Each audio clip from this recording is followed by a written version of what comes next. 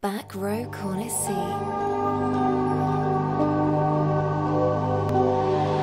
Movie reviews from the far side.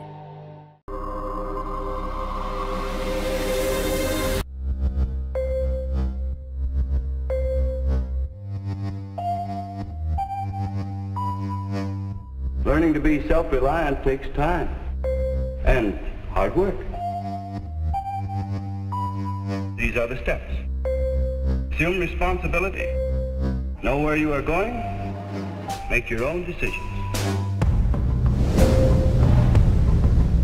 Yes, sir. It's hard work to become self-reliant. Any one of us could use a bit more than we have. If you're not self-reliant,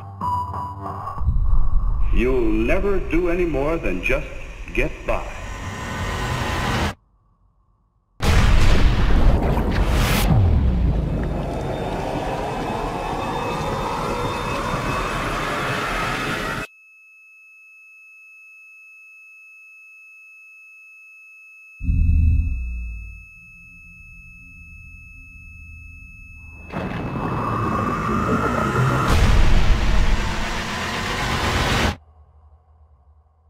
A little dose of self-reliance can do wonders. Now you may think that's the end of the story. Actually, it's only the beginning.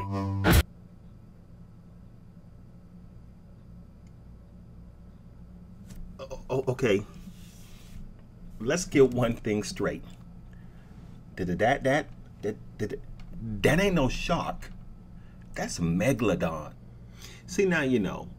This is why I don't do the beach. You know, everybody wants to go to the beach for the weekends. Little sun, little fun. Get in the water. Man, I ain't getting in that water. I'm not getting in that water. You know for sure there are things in that water that will kill you. No. These Shallows. The Shallows is directed by Jumi Colette Sarah, who also has to his credit Run All Night, Nonstop, both Liam Neeson movies, if you like him, as well as Orphan. The script was written by Anthony Jawinski, hopefully I pronounced that correctly, and the movie stars Blake Lively.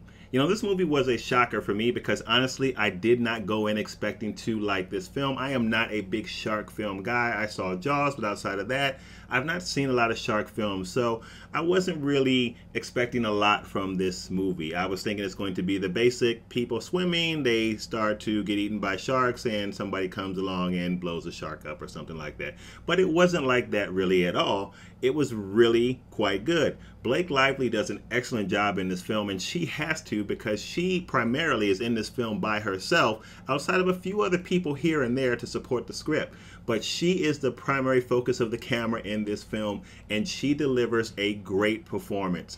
And I say kudos to the script writers here because they had to set some things up for her to do some things that we will see later on in the film and make them believable for us. So they developed the character to the point where we see her do some things and we say, oh yeah, she would probably do something like that.